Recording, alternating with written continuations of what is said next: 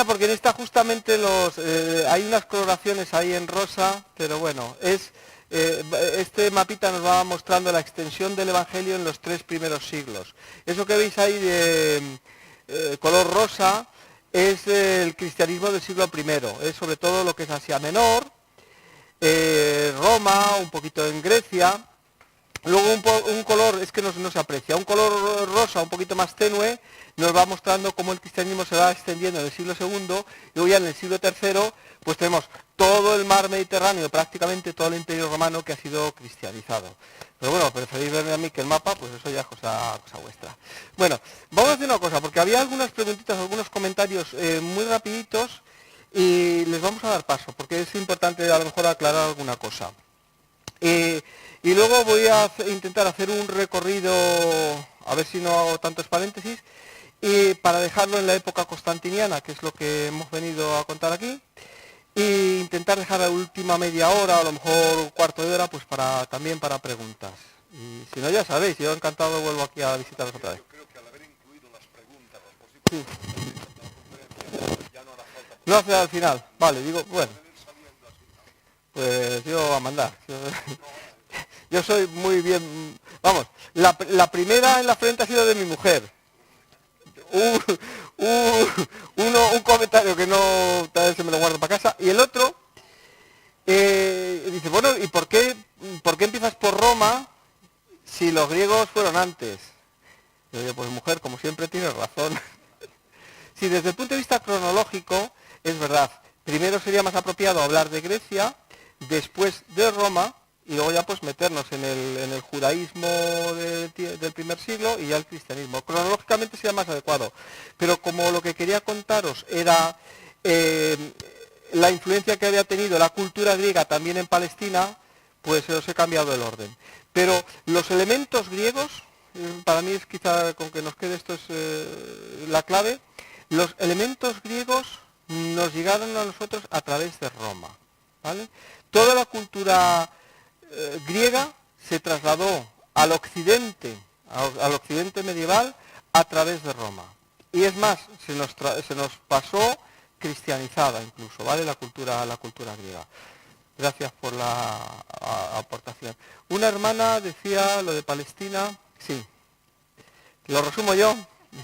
Dice que porque hablo de Palestina, tiene toda la razón del mundo, es un anacronismo. Dice, en la Biblia no aparece. ¿De dónde viene la palabra? Palestina, de Filistina, la tierra de los filisteos. Es un anacronismo y pues lo utilizamos para entendernos, ¿vale?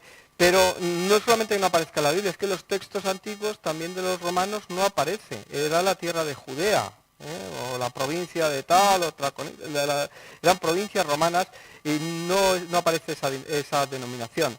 Pero es igual cuando hablamos de la España romana o de la España medieval, no había tal cosa. Los estados modernos surgen pues en la época moderna. Pero bueno, es una forma de entendernos. Hemos definido geográficamente ese espacio, es la palabra que utilizamos para definir ese espacio de manera geográfica. Claro que todas las definiciones a veces tienen también algo de ideología y quizá habría que recuperar otros nombres para esta tierra, pero en aras a podernos entender, pues lo que es importante es hacer la aclaración. Y Javier me hablaba también, habla más de los gnósticos, tienes que hablar del gnosticismo porque... Habla de un poco, ¿no? Les he citado antes, ¿no? Estos que aparecen en la epístola de Juan salieron de nosotros porque no eran de nosotros, son los gnósticos. Pues mira, paso un par de transparencias y me detengo a hacer el paréntesis un poquito más adelante, ¿vale? Y cuando queráis que me detenga y que haga algún paréntesis, yo encantado de la vida. Sí.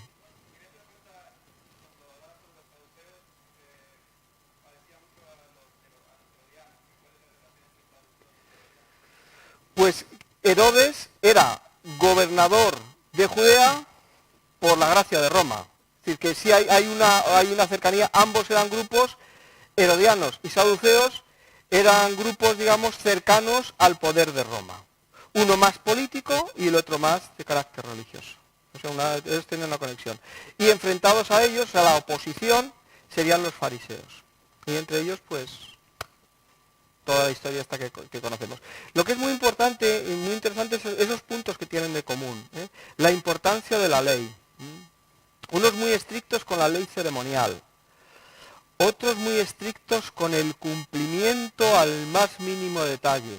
Dice, bueno, pues Jesús vino a traer un mensaje de la gracia, era más como más difuso, y Pablo no os quiero ya ni contar cuando hablaba de la gracia.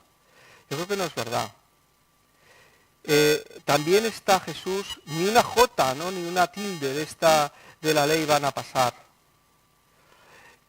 Cuando habla, por ejemplo, de no vas a cometer adulterio, dice que el que mira a la mujer de otro deseándola, ya cometió adulterio.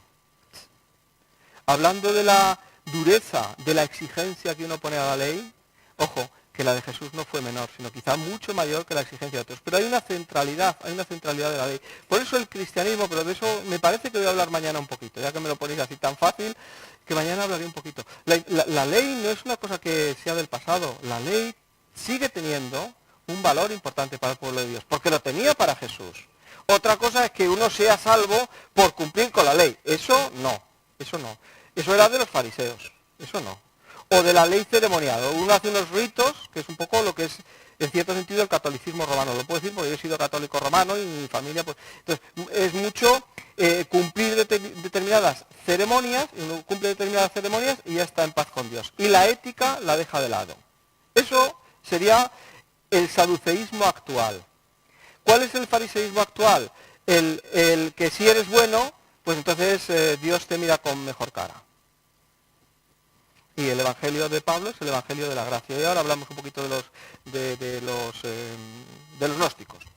¿Sabes por qué te lo digo, Javier? Porque hemos visto en el tiempo de la reforma, hemos visto muchas cosas, gente nos ha informado mucho, pero del gnosticismo casi no se ha hablado, cuando han tenido un peso tan grande dentro, sobre todo de la alta Edad Media, con sus ramificaciones de cátaros, etcétera. Como esto está de moda ahora, ya hablan del país cátaro incluso, pues creo que es interesante que creamos. Estuve en una conferencia hace poco de Carlos Rovira que decía que los cátaros eran, dijéramos, unos pre-reformadores, eran gnósticos totales. Vale, pues me has convencido. Ya no lo hago dentro de las diapositivas, ya lo metemos ya. Fijaros, cuando el cristianismo se va extendiendo, habíamos visto este texto de Gálatas, pero cuando vino el cumplimiento del tiempo, Dios envió a su Hijo nacido de mujer y nacido bajo la ley, para que redimiese a los que estaban bajo la ley, a fin de que recibiésemos, ¿os acordáis esa palabra tan bonita? La adopción de hijos, los mismos derechos que los hijos naturales. Somos hijos de Dios, ¿verdad? Este mensaje de salvación, que Cristo ha venido a redimir a aquellos que estaban esclavizados bajo la ley, este mensaje choca con la cultura y con la religión y con la política y con todo. O sea, cada una de estas ramificaciones, religión, política, cultura, todo esto también vino, yo creo que a ser redimido. Pero bueno, eso sería otro tema a lo mejor de otra conferencia. Vamos a los gnósticos. Dentro del propio cristianismo surgieron lo que se ha llamado herejías, divisiones. Para contarlo de una manera muy gráfica, imaginad un semicírculo. Entonces, todas las herejías que ha habido, yo creo que habrá en la historia, están dentro de ese semicírculo, que podemos encontrarlo también en el Nuevo Testamento. En un polo del semicírculo estarían los judaizantes, aquellos para quienes la ley, la fe, la tradición, el cumplimiento de la ley es requisito sine qua non para estar en paz con Dios. Si usted no se circuncida, amigo, no, lo siento, usted lo primero que tiene que hacer si quiere ser cristiano es hacerse judío. Este es un extremo. En ese extremo del arco de las herejías no podemos verlas todas hoy, porque entonces no hablo de Constantino, que me parece que me habéis invitado para hablar de eso. Pero ahí estarían, por ejemplo, los ebionitas, los pobres, aquellos que tienen a Jerusalén como algo... Entonces, al otro extremo, digamos, este sería el extremo del fideísmo absoluto y de la ley. Y luego, si pasamos al otro extremo del arco, estaría en la razón absoluta. En un extremo estaría Dios, el Dios de Israel, el Padre, y al otro extremo estaría la humanidad. Al otro extremo estaría la razón. Al otro extremo estaría la lógica. Y estos grupos que estarían en el extremo de, no de la fe, sino del conocimiento, uno se salva cuando tiene conocimiento, serían los gnósticos. Para el gnosticismo, la fe es una forma infantil de contar verdades más profundas a las cuales el hombre accede mediante una iniciación de carácter intelectual, filosófico. ¿De dónde sale el gnosticismo? El gnosticismo es una derivación tardía del platonismo. Os hablaba de Filón de Alejandría. Y claro, el neoplatonismo, pues lógicamente os podéis imaginar que tiene sus raíces en Platón. O sea que la articulación del gnosticismo habría que buscarla en el platonismo. Para resumirlo de la manera más corta que pueda, que me has hecho una... y me exiges que lo cuente y me dice, no, háblalo, o por lo menos cuente. Mirad, y por la trascendencia que tiene me insistes, ya lo sé, porque se ha confundido mucho el cristianismo con el platonismo. Os preguntaba antes, ¿cuál fue la primera filosofía que la Iglesia cristiana utilizó para formular su fe? San Agustín. Los primeros padres de la Iglesia eran platónicos. Entonces, el platonismo impregnó la teología cristiana. De manera que muchas acusaciones que se nos han hecho después a los cristianos, jolines, les damos el número de teléfono de Platón y que le llamen a él. Porque no, es verdad, la sexualidad es mala. A ver, buscarme en la Biblia donde dice que el sexo es malo, ¿eh? No, esto no es verdad. No, que el pecado original fue el sexo, pero si les digo, si fue el primer mandamiento, fructificaos, llenad la tierra. No sé cómo esperaban que lo hicieran. No, la sexualidad no es mala. Sin embargo, los cristianos hemos sido acusados de esto. ¿Para quién es mala la sexualidad? Para aquellos que consideran que el cuerpo en sí mismo es malo. ¿Quién? Platón, amigo mío, Platón. Claro. La idea del platonismo, ¿dónde estaba la verdad? ¿Os acordáis del dedito de Platón apuntando al cielo? Entonces, la corporeidad, la materia, es mala, porque la materia es algo que está sujeto al cambio, al devenir, al tiempo. Entonces, todo lo que signifique materialidad, corporeidad, es malo por definición. O sea, los despreciadores del cuerpo no son los cristianos. Los despreciadores del cuerpo vienen de un señor que se llamaba Platón, que es un filósofo, por otro lado, extraordinario. No quiero despreciarle. Un filósofo cristiano y matemático se llamaba Whitehead, dijo que toda la historia de la filosofía no es nada más que una nota a pie de página a la obra de Platón.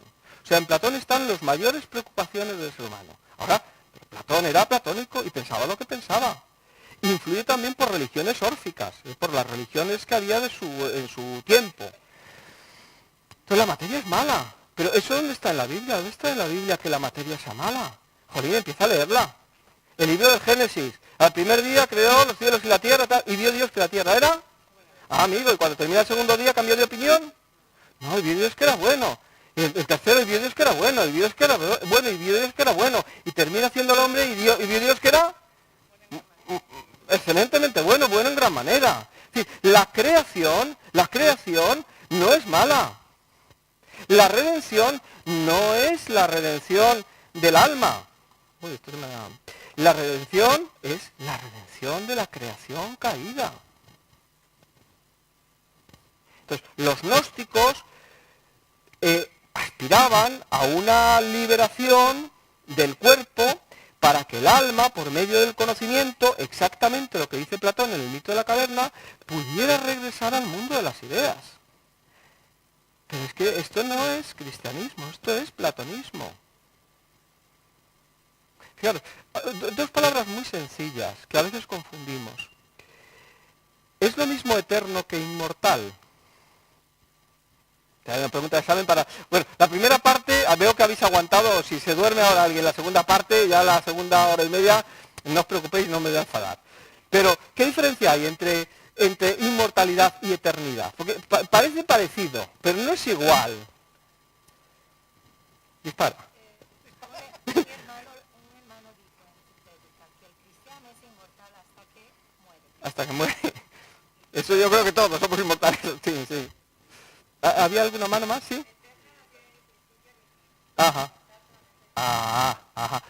Esto es, ser humano, el alma humana, para Platón es eterna. Porque existe desde siempre, porque pertenece al mundo de las ideas, no tiene origen y tampoco tiene fin. Sin embargo, el alma humana para los cristianos tiene principio. Bueno, luego que es inmortal o no, eso ya es más... Pero, en todo caso, no es eterna.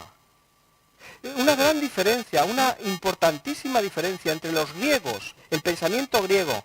Uy, que me voy a liar, pero la culpa es de Javier. O sea, luego tenéis que regañar a alguien que no sea este Javier, que sea el otro, ¿vale? Una diferencia muy grande entre la concepción griega del mundo y la concepción judeocristiana es el concepto de creación. Los griegos entendían que el mundo era eterno. Platón pensaba que la materia, aunque era mala, existía desde siempre. Y las ideas también. Lo que pasa es que había un demiurgo, una especie de agente que había formado la materia como si fuera plastelina y le había dado la forma de las ideas. Pero tanto las ideas como la materia son eternas. Pero Bereshit para Elohim, en el principio hizo Dios, creó Dios, crear significa bara, es hacer de la nada, por el poder de su palabra. Y esta es la gran diferencia. Y los griegos, a veces te aparece, ¿no? En algún libro de filosofía, dice, bueno, es que Platón decía que el mundo sensible se creó a partir... Mal, usted está equivocando, no se creó. Fue hecho, pero no creado. Creación es un concepto puramente cristiano. Entonces, el alma humana tiene principio. Y en fin, pues hemos sido creados a lo mejor para vivir para siempre. Pero, ¿cuál es la esperanza del cristiano? Y ojo aquí con esto que creo que también es muy importante, porque nos diferencia de los gnósticos y de los platónicos. ¿Cuál es mi esperanza? Que me voy a morir y que voy a ir al cielo y que mi alma va a estar en el cielo por los siglos de los siglos. Amén. ¿Esa es mi esperanza? Pues si esa es tu esperanza, vale, estás de acuerdo con Platón, con Matrix, con el gnosticismo, con los... Sí. ¿Qué le pasó a Cristo? ¿Que cuando murió su alma se fue al cielo con el Padre? Bueno, a lo mejor sí, yo creo que no. Que lo que anuncia el cristianismo es la resurrección ¿de qué? Del cuerpo, la resurrección de la carne. Un cuerpo transformado. Pero esta creación tiene que ser redimida porque está sujeta al pecado. Pero esta creación es buena porque Dios la hizo buena. Dios vino a salvar lo que se había perdido. Dios vino a salvar lo que había creado, no un mundo ideal. Y por eso, aunque parezca absurdo, no, absurdo no, es que esto es una locura, vamos, sí, parece locura a los que se pierden. Pero esto es el mensaje, que Cristo resucitó, se levantó entre los muertos, su cuerpo, porque el cuerpo tiene dignidad. Y si no la tenía, cuando el Verbo se hizo carne, se la dio. Y así empieza el Evangelio contra los gnósticos, que se llama Evangelio de Juan. En el principio era el Verbo, y el Verbo estaba con Dios, el Verbo era Dios, tal. Pero el Verbo, fijaros, qué pedazo de palabra. El Verbo se hizo carne. Entonces, esto los gnósticos no lo podían soportar. Dicen, no, es que Jesús tenía la forma, como si tuviera un cuerpo, apariencia. Esto se llama docetismo. Doqueo, aparecer. Parecía que era humano, pero no. No, la carne. Este ser que tú y yo tenemos, esto está destinado a no desaparecer, a ser transformado, a ser limpiado, a ser cambiado.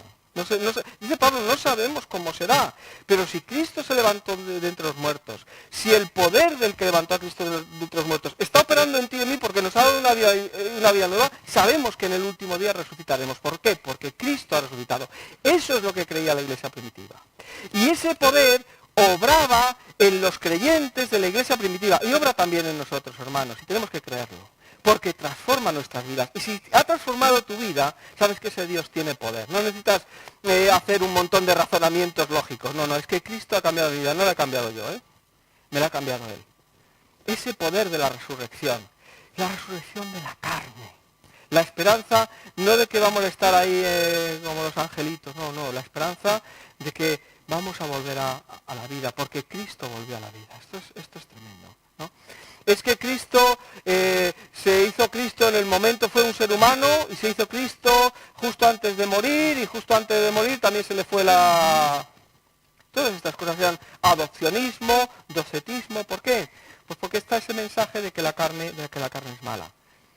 Claro, por eso el cristianismo ha sido criticado por esto, por ser, nos han llamado despreciadores del cuerpo. Pero por favor, decidme dónde está eso aquí. ¿Dónde desprecia Dios su creación que la hizo para nosotros? ¿Dónde está eso? Aquí. Ahora, si os traigo los libros de Platón, sí, ahí lo podemos buscar. Y esto es el gnosticismo. Esto es el gnosticismo. Por eso Juan dice que estaban entre nosotros, pero salieron de nosotros. Porque no era, algunos entendían que los judaizantes querían hacer a los cristianos judíos. Pero los filosofizantes, o no sé cómo llamarlos, perdonad por el término, querían hacer a los cristianos filósofos. Estos eran los gnósticos. Ah, mira, es que el cristianismo, claro, nos cuenta las verdades estas profundas que nosotros sabemos de la luz y tal, nos las están contando, ¿ves? Con el mensaje este de los Jesuses o del Jesús. Pero dice, no. Y mira cómo empieza la primera epístola de Juan también. Lo que hemos visto, lo que hemos tocado, lo que hemos palpado, vamos, que no era un fantasma, vamos, que era real, que tomó carne, no tomó carne, se hizo carne, puso su tabernáculo entre nosotros. Ese es el mensaje cristiano, ese es el mensaje cristiano. Que cuando alguien sufre, no tienes que decirle, hermano, caliéntate y que te vaya bien en la vida. No, que tienes que cuidar de su alma, sí, pero también tienes que cuidar de él. ¿Sí?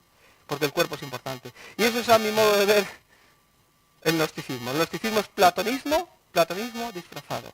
Y esto lo vamos a ver a lo largo de los siglos. Despreciadores del cuerpo, sí, pero no ese es el mensaje de Cristo, no, ni mucho menos. Bueno, el cristianismo se extendió y sigue extendiéndose en un mundo hostil. Era un mundo difícil. Lo que os decía antes, ese mundo grecorromano, a veces se habla del humanismo, ¿no? Frente al teocentrismo medieval, del humanismo grecolatino. Pues ahí os he puesto una diapositiva muy bonita. Ese es el humanismo grecolatino. En el teatro, para pasárselo bien, mataban unos hombres, se mataban a otros. Y la gente aplaudía y era lo más divertido del mundo. Ver cómo un tío, perdonad también por la vulgaridad de la expresión, como un ser humano mataba a otro ser humano. Y aplaudían. Y si uno hacía una obra de teatro y tenía dinero, oye, tenía que morir un esclavo, pues oye, que muriera. Aristóteles, el gran filósofo, amigo mío, también encantador y muy sabio, decía que los esclavos eran herramientas que tenían voz, herramientas que hablaban. Ese es el humanismo grecolatino. Abandonaban a sus niños. Si el pater familias, ahora que hablamos también del feminismo y de estas cosas, yo creo que tendríamos que reivindicar la revolución cristiana. No del feminismo, porque no es del feminismo. Es del valor que tiene el ser humano a imagen de Dios como hombre y mujer. Y que en Cristo no hay ni esclavo, ni libre, ni griego, ni judío, ni hombre, ni mujer, que Cristo ha roto todas las barreras. Eso es lo que es revolucionario. En Roma, y los judíos tampoco la tenían en muy alta consideración a la mujer, pero el que mandaba era el pater familias. La mujer tenía muy poco valor. Eran valores diferentes. Y si el pater familias, cuando nacía un niño en la casa, le miraba la cara y decía, bueno, este no me gusta, pues a la puerta de la casa y que lo recogiera el que quisiera, para hacer con el niño lo que le diera la gana. Esclavo, trabajador, sexual o de cualquier aberración o para que lo echaran a él. Lo que quisiera. ¿Y quién lo recogía? Esta nueva gente rara, que creía que el ser humano tiene dignidad porque ha sido hecho a imagen y semejanza de Dios. Una nueva transformación, una nueva ética. Los estoicos que hablábamos antes fueron los primeros en hablar de una dignidad universal de todos. Esto es verdad, los estoicos hablaban de esto. Pero el cristianismo, los estoicos y los cristianos estaban muy parecidos, también tenía un mensaje universal de salvación, ¿no? Para redimir a todos, de donde no hay judío ni libre, unos valores diferentes. Entonces, estos valores diferentes a la cultura grecorromana hicieron que se levantase un sentimiento, aparte de las persecuciones judías, que me decía también un hermano, dice, ¿por qué vas a hablar de los hechos de los apóstoles? Los tenéis en la Biblia. Vale, yo os estoy dando la envoltura, ¿eh? Pero sabemos que todas las polémicas que había entre estos judaizantes y Pablo y todo lo demás. Pero más allá de las persecuciones por parte del judaísmo contra los cristianos, precisamente por su impopularidad, se levanta un sentimiento nuevo. ¿Por qué los cristianos eran impopulares? ¿Por qué se les miraba mal?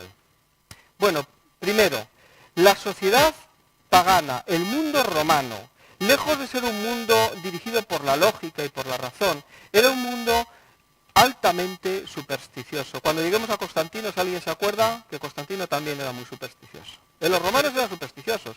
Y para cualquier actividad que realizaban, tenían siempre que hacer un minicultito. ¿Sí? Que había un juicio, o una asamblea del tipo que sea, un sacrificio, que íbamos a ir a la guerra, los sacerdotes ahí, sí, era una religión muy, muy supersticiosa, que íbamos a empezar unos juegos deportivos o unas carreras de caballos. Hombre, a lo mejor ir a un espectáculo de gladiadores, no, pero ¿por qué no podía ir un cristiano a ver una carrera de caballos? Pues porque eso estaba precedido por unos sacrificios, por unos cultos dirigidos a los dioses romanos. Estamos estudiando nosotros ahora en la iglesia, la epístola primera de los Corintios. ¿Puede el cristiano comer o no lo que ha sido sacrificado a los ídolos? Y claro, ahí había una disputa, porque había para quienes no tenía ninguna importancia, pero había para quienes eso era una aberración tremenda. Entonces los cristianos no participan en la vida pública, son los raritos. Además los cristianos, fíjate, ¿quién garantizaba la paz? ¿Quién garantizaba la paz en este mundo del siglo I? Roma y el emperador.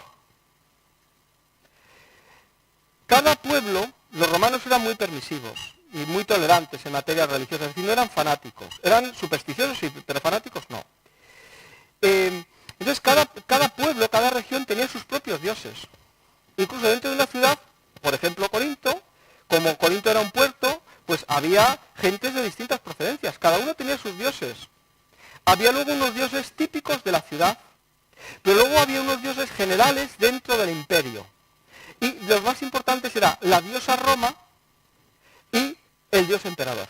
Ya habéis visto cómo esta divinización del emperador empieza con lo que hace Augusto con Julio César.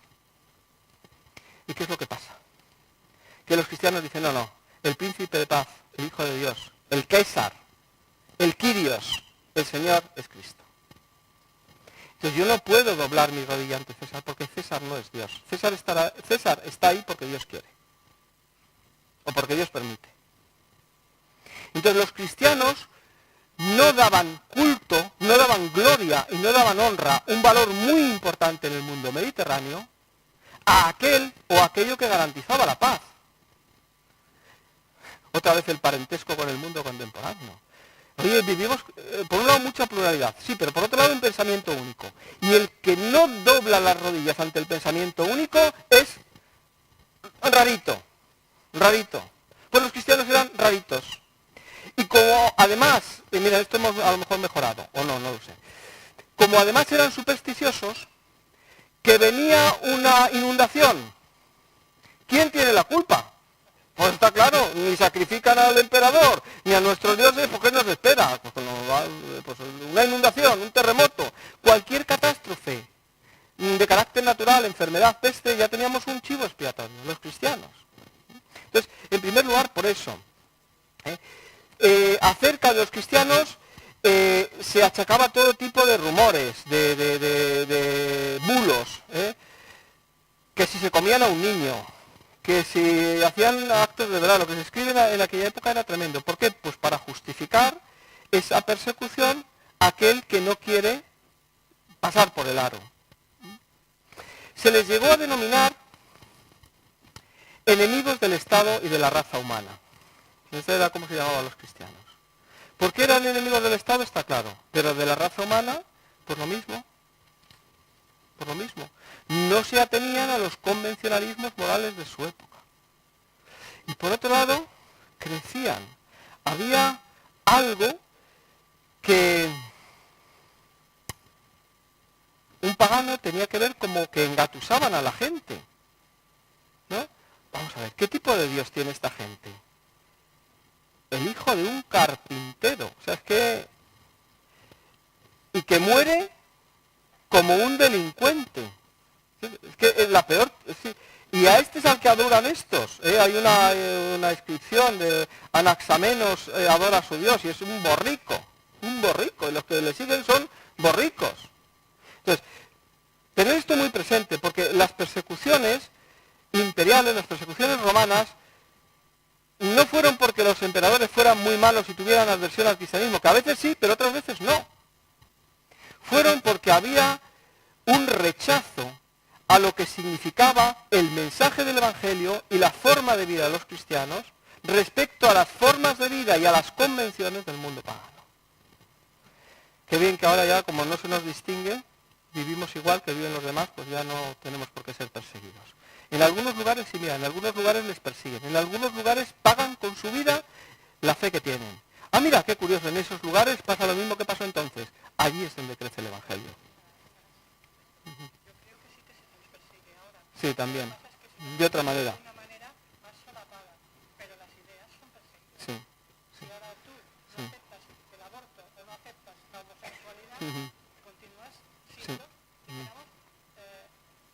Sí. Creo que tienes toda la razón del mundo. Y cuando lleguemos a Constantino, a ver si os doy alguna gotita en este sentido. Que la firmeza sea la misma. La persecución es distinta, pero que la firmeza en nuestra fe, en nuestras convicciones en nuestro Señor, sea la misma. Porque eso, lejos de alejar del Evangelio, hace que el mensaje que nosotros tenemos sea un mensaje atractivo. Que lo que creemos tenga realidad. Bueno, además de las críticas que recibía del populacho, por decir de alguna forma, muchas persecuciones fueron persecuciones populares y tumultos y demás, que es lo que los emperadores querían evitar. Los cristianos recibieron la crítica de filósofos y pensadores. El más conocido es un tal Celso, que escribe contra los cristianos, y en ese contexto de críticas de la cultura pagana es cuando se elaboran las primeras defensas sistemáticas de la fe cristiana, que se llaman las apologías. Habéis oído hablar de la apología de Justino, de Tertuliano, pues se hacen con esta finalidad. Defender el cristianismo significa la palabra apología, defender al cristianismo de las acusaciones falsas de las que estaba siendo objeto. Van dirigidas normalmente a los emperadores. ¿Sí? Si alguien quiere, Javier, te mira a ti directamente. Si alguien quiere preguntar sobre esto, luego vemos al final cómo contestaron los cristianos a esas críticas. Por tanto, entramos en un periodo más allá de las persecuciones judías, las persecuciones imperiales. ¿Por qué en un determinado momento se empieza a perseguir a los cristianos y antes no? El judaísmo era permitido, por supuesto, por Roma. A los judíos les veían como gente muy pobre, como gente muy torpe. Pobre en el sentido pobres espiritualmente. ¿Por qué? Pues porque si yo como pagano tengo 50 dioses y tú solo tienes uno, pues hombre, yo te regalo los que quieras, ¿no? Entonces, espiritualmente eran muy pobrecitos, eran muy fanáticos, solamente uno y el mismo, pues, pero es lo que había. Pero lo respetaban. ¿Por qué? Porque eso garantizaba la paz, eso es lo que no consiguió el seducida que hemos visto antes, Antíoco Epífanes. Pero los romanos, que eran políticamente mucho más inteligentes, permitían que en Judea, que los judíos tuvieran su religión y ya está, mientras no hagan daño al imperio. ¿Sí? Entonces, aunque se considerara como una superstición, el judaísmo era mantenido como una religión lícita. ¿Qué es lo que ocurre? Que mientras que el cristianismo estuvo bajo el paraguas del judaísmo, estaba amparado por jurídicamente por ese estatus de religión permitida. Pero cuando el cristianismo sale de la sinagoga y, digamos, surge ya un cristianismo que es netamente cristiano, la iglesia frente a la sinagoga, el cristianismo deja de tener esa protección que tenía antes. Y ya no es una religión lícita. Es una pura superstición a la que puede ser lícito y conveniente incluso erradicar. Bueno, la primera persecución contra cristianos de la que tenemos conocimiento es la llevada a cabo por Nerón en el año 64, abarcó Roma y los alrededores, se les acusó de haber incendiado Roma y los cristianos ahí fueron quemados como antorchas. Bueno, parece que el que incendió la ciudad fue el propio Nerón. Nerón se consideraba a sí mismo un artista, de estos como los que contamos chistes que no se ríe nadie y pensamos que somos muy graciosos. Pues a Nerón le pasaba lo mismo, pero con el arte, ¿no? Nerón creía que era el nuevo más, entonces decidió que lo mejor era quemar Roma y hacer una nueva Roma, y para esto pues luego necesitaba culpar a alguien. Los propios historiadores romanos lo dicen, no son cristianos, no, reconocen que esto seguramente fuera así. Una persecución también muy importante, Domiciano, en el año 90 más o menos, 96, esta persecución se desarrolló sobre todo en Roma y en Asia Menor. Fueron acusados de no rendir culto al emperador. El apóstol Juan es la época donde se escribe el Apocalipsis, ahí está en la isla de Patmos. Hubo también emperadores en el siglo II ilustrados que intentaron poner fin a persecuciones descontroladas. Es decir, hay un momento en el siglo II donde hay emperadores que no solamente no persiguieron al cristianismo, esto hay que decirlo, sino que lo defendieron. Lo que pasa es que para ellos era un problema estos tumultos, estos levantamientos populares, pues que a veces podían sofocar, pero otras veces tenían que permitir. Trajano, durante su mandato imperial, entre esos años que tenéis ahí, 98 y 117, hubo persecución esporádica. No se perseguía a los cristianos, pero si se les encontraba, tenían que ser castigados. Pero no había una persecución de ir detrás de ellos.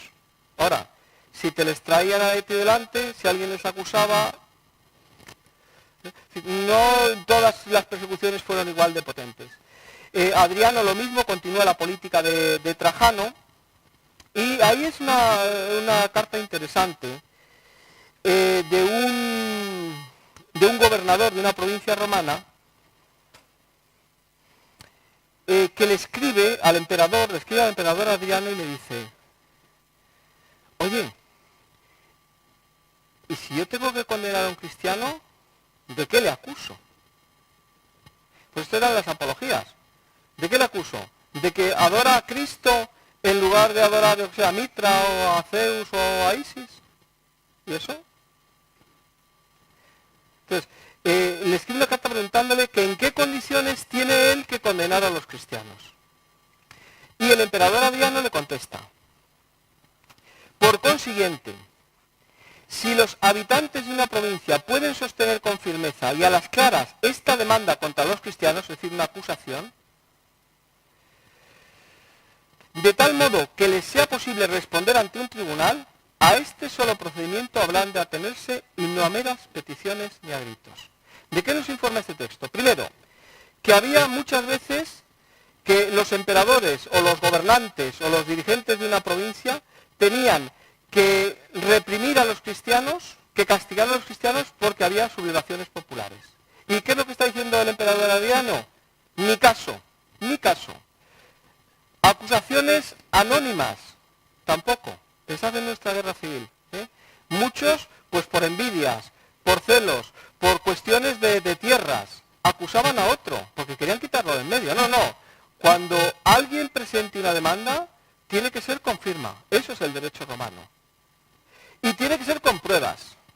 Y el cristiano tiene que decir, o tiene que tener la posibilidad de defenderse. Ahí veis la garantía del derecho romano. No a gritos, no a levantamientos, sino una demanda clara a la que sea posible responder ante un tribunal. Es que es cristiano. Y bueno, ¿y qué ha hecho? ¿Y qué ha hecho? Normalmente, ¿cuál era la prueba? Pon incienso al emperador. Y algunos lo ponían, pero otros no. Entonces si persistía, o sea, se le invitaba a que se retractase de su fe. Algunos lo hacían. Esto luego dio origen a lo que se llamaban los confesantes y tal. Pero si alguno perseveraba en esa cerrazón mental, superstición cristiana, pues entonces era cuando se le condenaba. Pero podéis imaginar que no era muy mayoritario. Marco Aurelio, ¿habéis visto la película Gladiator? El emperador ahí que aparece. Es una película, esta Gladiator, es una película que muestra los valores del estoicismo, lo muestra muy bien. ¿Cuántos no habéis visto la peli? ¿Todos la habéis visto? Sí. Pues no. Pues es la historia de un general romano que sirve bajo Marco Aurelio, y este general pues cae en desgracia, y se convierte en un esclavo. Y lo que nos muestra la película a lo largo de todo su recorrido es cómo este soldado aguanta el dolor, aguanta el destino. ¿Os acordáis antes que los estoicos pensaban que había un destino, un fatum? Entonces, cómo la dignidad del hombre no depende de su estado o condición social. En esto os decía que se parece a los cristianos, el universalismo, y cómo resistir con entereza a la adversidad, lo que no podemos cambiar, constituye pues el valor moral del hombre. Entonces Marco Aurelio, que es el emperador que aparece en esta película Gladiator, Marco Aurelio era también un filósofo estoico. Y a pesar de ser filósofo y tan racional, fijaros, acusó a los cristianos de los desastres naturales. Ahí se le fue un poquito la chispa, ¿no? Bajo su gobierno, Policarpo de Esmirna sufrió el martirio, ¿no? Y sabéis, ¿no? Cuando le llegaban para ser martirizado, venga, pues lo que les daban a todos la posibilidad de, pues mira, maldícele y ya está, es que no eres cristiano y punto, ¿no? Y qué respuesta tan bonita, ¿no? Llevo 86 años sirviéndole y no me ha hecho ningún mal. ¿Cómo he de maldecir a mi rey que me salvó? El rey de reyes, el príncipe de paz, el auténtico Kyrios, el auténtico Señor. La dinastía de los Severos intenta reforzar la autoridad imperial y se hace un edicto en el año 202 que prohíbe el proselitismo judío y cristiano. Que no haya conversiones a estas religiones que parece que están minando los valores tradicionales de Roma. Septimio Severo, una política de sincretismo religioso, muy típico del helenismo, de esa cultura romana de aquel tiempo, y prohíbe también la conversión al cristianismo. Ahí tenemos cómo funcionaba la política romana con mano dura. Heliogábalo protegió los cultos imperiales. Siempre hay un intento de restaurar los valores de Roma. Sienten que Roma se está desintegrando y hay por parte de muchos emperadores romanos el deseo de volver o de uniformizar Roma bajo los valores tradicionales de Roma, el Senado y la religión romana. Y este Heliogábalo fue fundamental en este sentido. ¿Por qué tenían miedo? Pues porque el cristianismo crecía y crecía y crecía. Un mundo hostil. Pero algo había en los cristianos. Es que estoy por volver a las diapositivas de atrás. Mirad el mundo mediterráneo lo grande que era. ¿Os acordáis? Todo el mar Mediterráneo, bueno, ¿qué os vais a acordar vosotros si vivís aquí en medio del océano? Todo esto que nos rodeaba estaba lleno de ídolos, de dioses de todas las formas y de todos los colores. Y en 3 años, 12 discípulos, un montoncito de diáconos, una iglesia más pequeña que esta, pero esta es muy grande, más pequeña que la que estamos nosotros. En 3 siglos, barrieron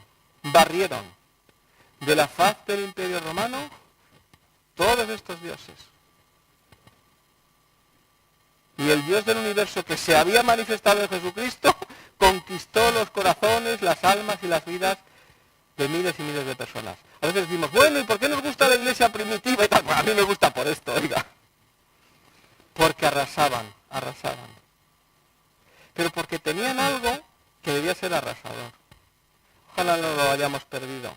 Y hubo emperadores como Alejandro Severo, que incluso dicen que favoreció el cristianismo.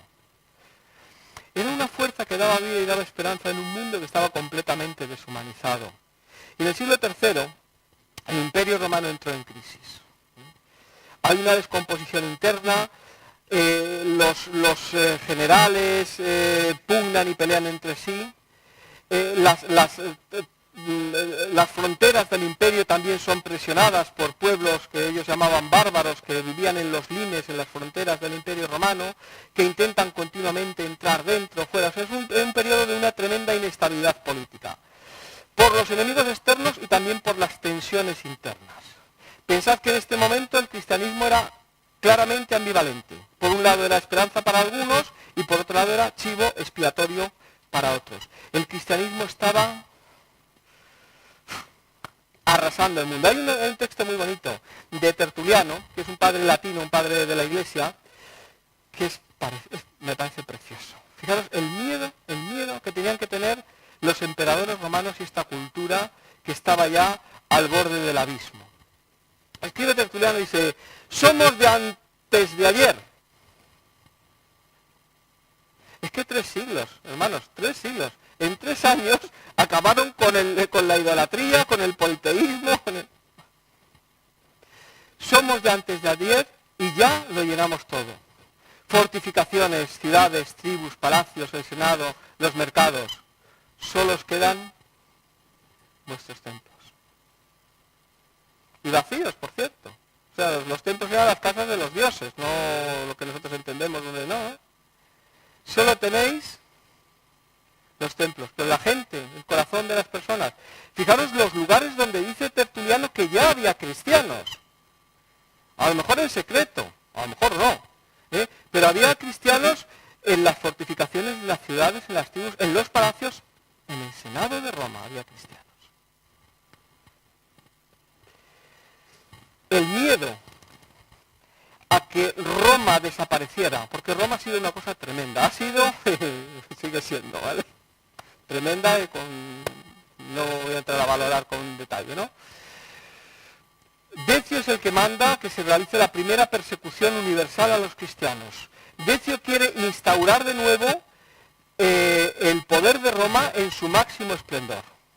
Y para esto, él dice, ¿dónde está el cáncer que está corrompiendo nuestra sociedad? La pérdida de los valores tradicionales. ¿Quiénes están en contra de los valores tradicionales? ¿Quiénes dicen que Roma no es diosa? ¿Quiénes dicen que no hay que adorar al emperador?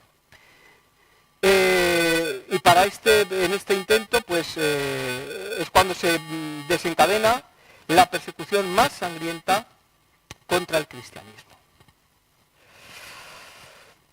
En esta situación, en este estado de cosas, es cuando Diocleciano, un grandísimo administrador, sube al poder. Diocleciano lo que hizo para evitar estos conflictos que había sucesorios en la cabeza del imperio, lo que dijo Diocleciano fue: voy a hacer 2 Césares, 2 Augustos y 2 emperadores. De manera que cuando uno fallezca, el otro le sucede y cada uno de ellos debajo de él tiene otro que ya le va a suceder. Porque es lo que pasaba, que moría un emperador y la que se armaba, no sé cómo decís aquí en Mallorca, pero la que se armaba era fina, porque empezaban a pegarse unos contra otros a ver quién tenía más fuerza, más poder. Entonces, Diocleciano divide el imperio en 2 mitades, cada una de estas mitades está gobernada por provincias, diócesis, me parece que no se sigue utilizando todavía, ¿verdad? Esa división administrativa que hizo Diocleciano. Y él intenta unificar también el imperio bajo los valores, bajo la religión, bajo la cultura tradicional romana.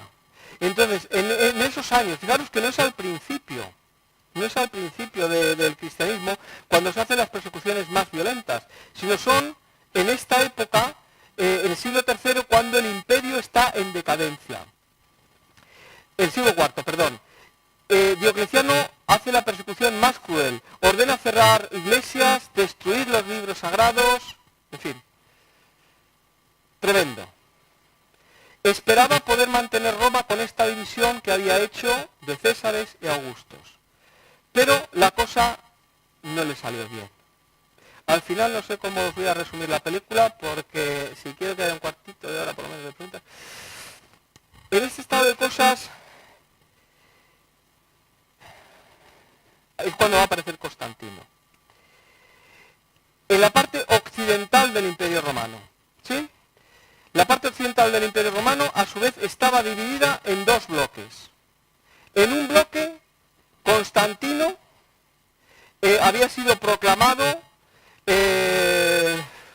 César, capitán, es decir, el no va más, por sus soldados. Y en la parte de sur del Imperio Occidental, de la parte occidental del Imperio Romano, no sé si voy muy rápido, ¿me seguís? Con las manos se entiende perfectamente, ¿no? Estaba Magencio. Y a diferencia de lo que hubiera querido Constantino, que hubiera paz y armonía y una distribución de funciones, el ser humano es como es y seguirá siendo. Pues estos poderosos lo que hacen es sacar las garras e intentar arañar cuanto más poder pueda cada uno de ellos. Entonces Constantino está en la parte norte del imperio y Magencio, su rival, está en Roma. Y Constantino no se le ocurre otra cosa, nada más que decir, bueno, pues voy a marchar contra mi rival. Magencio le tiende a una trampa para destruir a sus ejércitos y Constantino va camino de Roma. Y aquí que sucede algo trascendental en la marcha de este Imperio Romano de Occidente. Y es que Constantino, hay dos tradiciones. Hay una que dice que vio un signo en el cielo. Y hay otra tradición, otros historiadores que dicen que fue un sueño. Y hay alguien que mezcla las dos cosas. El caso es que vio una señal en el cielo y oyó una voz que decía in hoc signo vincit. En este signo, en esta señal vencerás. Lo que vio en el cielo posiblemente, bueno, no sé si se percibe ahí, pues fuese como un astro. Este símbolo que tenéis aquí, ¿lo hemos visto alguna vez? Se llama lábaron o crismón. Crismón porque está hecho con las dos primeras letras del nombre de Cristo, no del nombre de Cristo, la palabra Christos en griego. Esto es una G y esto es Ro, ¿vale? Entonces, Christos. Vaya, en el nombre de Cristo, en este signo tú vencerás. ¿Los romanos cómo eran? Gracias. El anciano estaba atento. Los romanos eran supersticiosos. Si no me hace mal. Entonces, claro, el signo, el escudo, es lo que nos protege. ¿Quién es nuestro escudo? ¿Quién es nuestro amparo? ¿Quién es nuestra fortaleza? ¿Quién es el que nos defiende? Todo esto es el lenguaje de aquella época. Señor es mi escudo, que guarda mi vida. Entonces, este signo, ¿os habéis fijado en las películas de los romanos? Cuando salen las de César y tal, ¿qué es lo que ven los escudos? A ver quién me lo dice, eso ya es mucho decir. No, las legiones tienen un águila, un simbolito, pero los escudos que había. Un haz, y ese haz que tenía. Muy bien, aquí tenéis nivel, esto lo pregunto de otro sitio y no lo saben. Y el haz tenía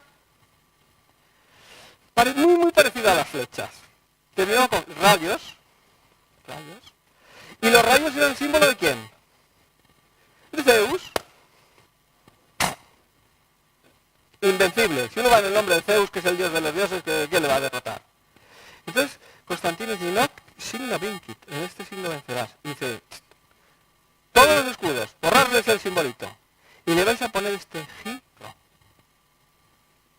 ¿Y qué pasó? Pues vamos a pasar a la siguiente diapositiva. Que Constantino, sí, a ver qué pasa, algo va a pasar, que algo va a pasar es seguro. Ahí había, Magencio había preparado en el puente que cruza el río Milvio, que no debía ser una cosa tan grande, pero en fin, había preparado unos herrajes que hacían que a mitad de, cuando estuvieran las tropas enemigas, ahí a mitad del puente, eso se iba a caer. Bueno. Ahora recibe una profecía, ¿no? Magencio, ¿no? Que ¿cómo le dice el Senado? Sabéis que hacían siempre ceremonias, ¿no? Y le dice, tengo que enfrentarme con las armas a Constantino, ¿no? Pregunta Magencio. Y le dan los augures le dicen, sí, en la batalla serán derrotados los enemigos de Roma. Lo tenía claro. Estas son las profecías estas modernas, ¿no? Claro, si perdía Magencio, pues que los enemigos de Roma habían sido derrotados. Y si perdía Constantino, pues también. Ya está. O sea que esto es la profecía que es verdadera 100%. Bueno, entonces, ¿qué es lo que ocurrió? Pues lo que ocurrió fue ni más ni menos que, sin entrar mucho en la película, Magencio fue derrotado. Magencio fue derrotado, muere ahogado ahí en el Milio. Y Constantino se hace con el poder en Roma. Toda la parte occidental del Imperio Romano, antes había un César y un Augusto en la parte occidental, igual que la hay en la oriental, ahora solo hay uno que manda. Pero tenemos la parte oriental del Imperio. Y ahí había dos, uno estaba Licinio y otro, no me acuerdo el nombre, no me acuerdo. En fin, para los nombres soy muy malo, aunque no lo parezca, pero soy malísimo, peor, mi mujer lo sabe. Y para las fechas, peor todavía, peor. Gracias. Bueno, entonces lo que hace es, se pone de acuerdo con Licinio, uno de los que gobernaba en la parte oriental del imperio, se ponen de acuerdo en una cosa. Vamos a hacer paz entre nosotros. Y para hacer la paz, ni más ni menos que lo que van a hacer es, la hermana de Constantino, el nombre muy original, de ese no me olvido, Constancia, la va a desposar con Licinio. Ahí hay un lazo de sangre. Y van a proclamar lo que se llama un edicto de tolerancia. El Senado hacía leyes, los emperadores edictos. Y igual que ocurre en el derecho, es que somos herederos del derecho romano, las leyes son jerárquicas y los edictos eran superiores pues, a las otras ordenanzas. Entonces, este edicto, el edicto de Milán, es lo que se llama un edicto de tolerancia. Y fijaros qué es lo que se decide ya legalmente. Aquí va a haber un cambio, una inflexión fundamental en la historia del cristianismo. Fijaros lo que dice el edicto. Dice, hemos resuelto, Licinio y yo, en todo el imperio, no es la parte occidental, es todo el imperio. Hemos resuelto acordar para los cristianos y para todos los demás, y para los paganos también, para los cristianos, para los judíos, para todos, la libertad de practicar la religión que prefieran con el fin de que la divinidad, concepto helenista, abstracto, sincretista, que reside en el cielo, sea propicia y favorable tanto a nosotros como a los que viven bajo nuestro dominio. Yo aquí leo y yo aquí veo un romanísimo, supersticioso, supersticiosísimo. ¿Que me ha salido bien? Pues si un Dios favorece a Roma, o si un Dios me favorece a mí, favorece a Roma. Para adentro. Ya está, ya está. ¿Me ha salido bien la película? Pues lo acepto. Cuantos más mejor. Nos ha parecido un sistema muy justo y razonable no prohibir a ninguno de nuestros súbditos, sea cristiano o pertenezca a otro culto, el derecho de seguir la religión que mejor le convenga. Lo que podríamos llamar eso, libertad religiosa, libertad de culto. De este modo la divinidad, que cada uno honrará libremente, podrá concedernos lo que a mí me interesa. Su beneficio, su favor. Se llama teología de la prosperidad, a mí me parece. Y su benevolencia acostumbrada. O sea, si Dios me sirve, escucha, Señor, que tu siervo habla, ¿no? Si el Señor me sirve, eso me vale.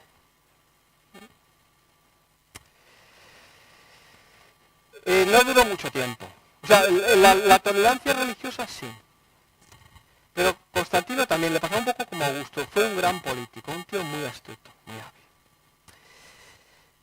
¿Dónde estaba la mayor parte de los cristianos? ¿En la parte occidental o en la parte oriental? Estaban en la parte oriental. Entonces, el ambiente se empieza a calentar. Y a Licinio, por motivos y por razones que no podemos tampoco explicar aquí para no liarnos mucho, no se le ocurre otra cosa que lanzar una persecución contra los cristianos. Y ahí ya se organiza la buena. Constantino y él habían acordado que cada uno puede practicar la religión que quiera. Y hay una batalla, se enfrentan varias batallas, ¿no? Pero finalmente Constantino derrota a Licinio. Esto, ¿puedo hacer un paréntesis aunque no tenga tiempo? Sí. Venga, dejáis, no es que si no lo voy a hacer igual. Claro, pensad, en esta época, los cristianos estaban en todos los lugares, como hemos leído esa frase de Tertuliano. Y había cristianos en el ejército, también, en todos los ámbitos de la vida, civil, tal. Entonces, imaginad dos ejércitos de romanos que se enfrentan entre sí. Y hay un momento en la batalla en la que las tropas de Constantino levantan el estandarte de Cristo con el crismón y la cruz ahí arriba. Y en ese momento, despavoridos, los soldados de Licinio huyen. Claro, algunos historiógrafos cristianos pues ven ahí el poder, que vieron el poder de Dios y fueron derrotados por el símbolo de Cristo. También es interesante. A mí se me ocurre otra explicación más sencillita y más prosaica. Fijaros, en el ejército de Constantino había cristianos y no cristianos, pero en el ejército de Licinio pasaba igual, con la salvedad de que en la parte oriental del imperio, y posiblemente en el ejército de Licinio, había más cristianos, incluso que en el ejército de Constantino. Dos emperadores que se están peleando entre sí, una pugna ahí de poder. Y el soldado que está al lado en el bando de Licinio dice, yo me voy a pelear con otro que es mi hermano romano, pero además esos que están enfrente tienen delante el estandarte de mi Dios. Yo voy a pelear contra ellos y contra los que están defendiendo a mi Dios. ¿Vieron? Un triunfo, a lo mejor fue espiritual, no voy a decir yo que no, pero solamente desde el punto de vista sociopolítico se entiende muy bien. Licinio había perdido la batalla. Constantino se rodeó, a diferencia de Licinio, se rodeó de cristianos, de consejeros cristianos. ¿Por qué? Pues porque los cristianos tenían una moral, tenían una ética distinta de la de los administradores, los políticos que había en Roma. Fue muy hábil. ¿Era cristiano? No. ¿Verdad? Pero yo voy a coger un tesorero que no false las cuentas. ¿Y dónde he encontrado esto? ¿Dónde he visto yo esto? Yo lo he visto en los cristianos. Fue muy hábil, muy listo. Diocleciano había fracasado porque Diocleciano intentó restaurar la unidad de Roma que se estaba perdiendo con los dioses paganos, que estaban corrompidos y tenían gente inmoral corrompida. Y dijo Constantino, ya tengo yo una nueva fuerza. Entonces Constantino, siempre manteniendo el respeto por las religiones no cristianas, favoreció a los cristianos, porque los cristianos le favorecían a él. Porque el Dios cristiano, siendo él tan supersticioso como era, le había favorecido también a él. Ahora, hasta el momento mismo de su muerte, él siguió sirviendo, como tenía que hacer el emperador, como sumo sacerdote de Roma. Es un cargo muy curioso, ¿verdad? Entonces, Constantino no hizo del cristianismo la religión oficial del Imperio de Roma. Esto es muy importante. Pero sí favoreció a los cristianos. Permitió, por supuesto, la libertad de culto, pero además él podía dar dinero para construir templos. Quiso crear una nueva Roma, porque la vieja Roma no le gustaba. Entonces crea una nueva Roma que se llama Constantinopla. Es un intento de hacer algo nuevo con valores nuevos. Entonces, ¿qué es lo que ocurrió en esta época? Nos podemos imaginar. Si tú eres pagano, tienes que pagar. Te toca pagar. Pero si tú eres cristiano, te voy a eximir del pago de impuestos. Vas a poder estar en mi séquito. Esto de estar en la corte es muy bonito. ¿Y qué es lo que ocurre? Vamos a ver. Si yo soy cristiano y no tengo que pagar impuestos, y tú eres pagano y tienes que pagar impuestos, ya está. Vamos. Blanco y en botella. Eran paganos, pero no tontos. Que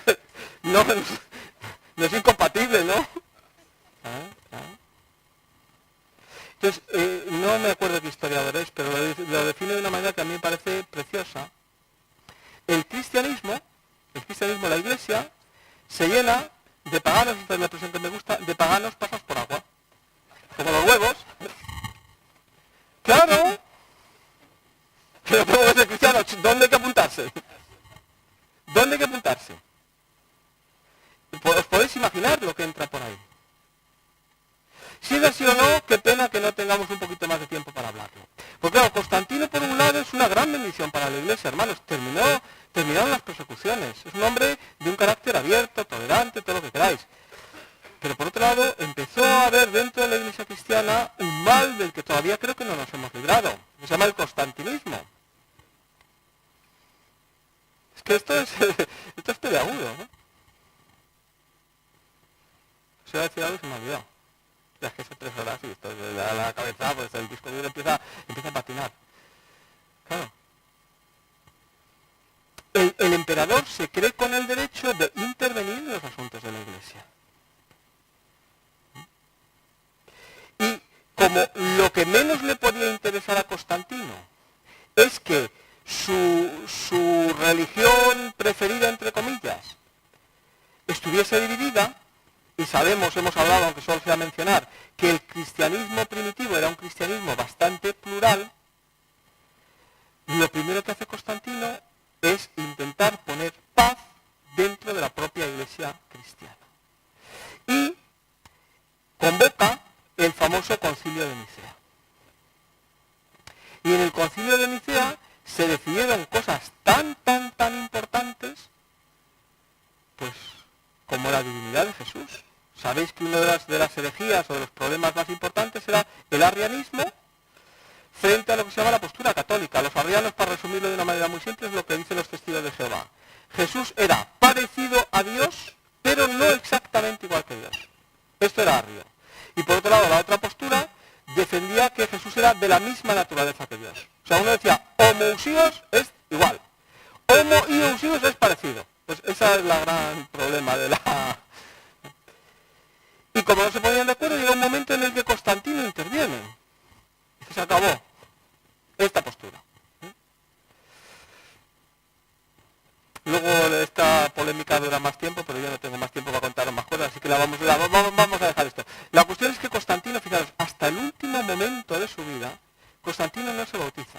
Pues se creía que el bautismo quitaba todos los pecados. Y este hombre tenía que cometer muchos más, ¿eh? De entrada, por ejemplo, a Licinio, su cuñado, se le liquidó directamente. No podía dejar, ¿no? ¿Qué más cosas? Ay, qué más cosas, cosas muy bonitas. Constantino era un militar. La mayoría de los militares romanos adoraban al sol invicto. El natalicio del sol invicto se celebra cuando los días empiezan a hacerse más largos, cuando nace el sol y ya empieza su plenitud. Eso más o menos coincide con la fecha que todos conocemos, el 25 de diciembre. ¿Jesús nació el 25 de diciembre?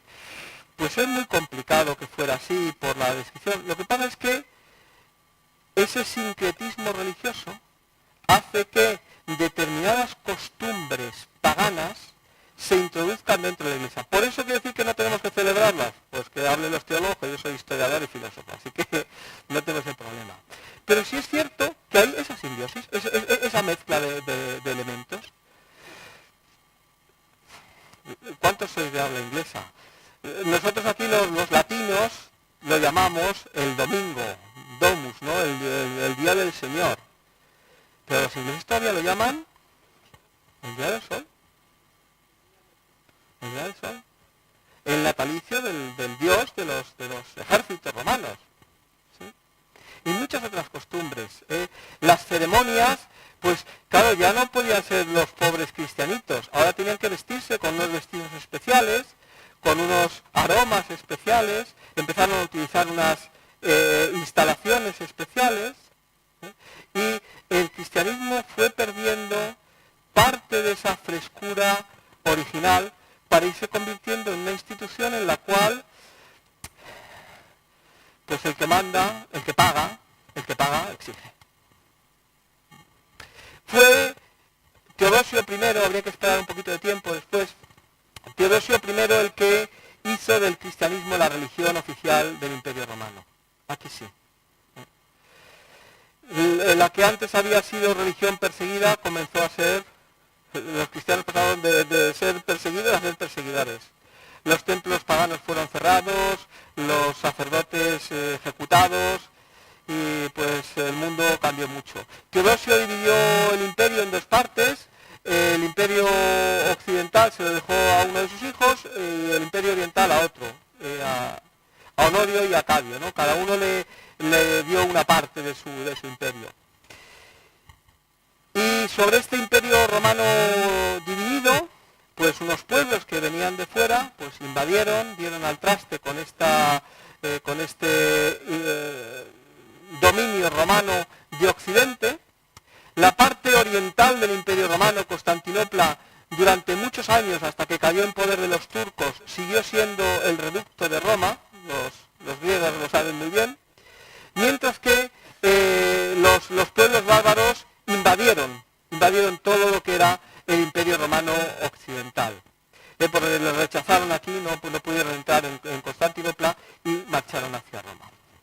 La ciudad de Roma cayó en el año 476 en poder de los bárbaros y desaparece, muere, acaba todo este primer periodo de la historia de la Iglesia antigua y va a comenzar un tiempo nuevo, un tiempo en el que los bárbaros y los romanos se van a fundir. Pensar un imperio romano que ya había sido cristianizado, pasado por agua, cristianizado al estilo constantiniano, y es invadido por pueblos que vienen del exterior. La mayoría de ellos también habían sido cristianizados también. Utfilas había predicado el evangelio a los godos, que eran arrianos. O sea, ahí es todo una nueva época que sería pues el cristianismo de la Edad Media. Pero es otra película, es otra historia, ¿no?, que quizá en otro momento podamos ver. Y os queda todo el tiempo que queráis, entre 1 minuto y 2, para hacerme las preguntas que consideréis pertinentes.